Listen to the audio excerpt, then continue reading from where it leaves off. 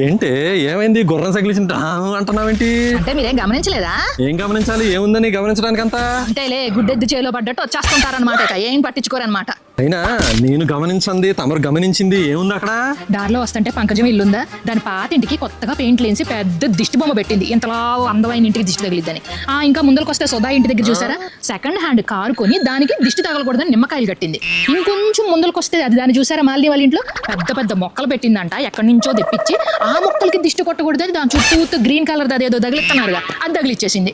మనము ఉన్నాము, కనీసం సొంత ఇల్లు కారు ఏమీ లేవు, మనకేముంది దిష్టి బొమ్మ నేను పెట్టుకోవాలంటే?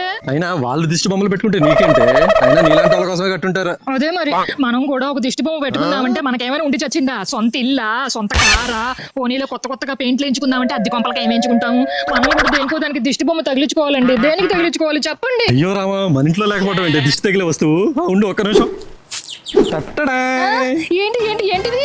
మన ఇంట్లో దిష్టి తగిలేంత అందం ఎవరికి ఉంది? నీకే కదా. పట్టు, దిష్టి తగలకుండా చెప్పులు వేసేస్తాను. ఉండు, నీకు దిష్టి తగలకుండా వేస్తాను. ఉండు.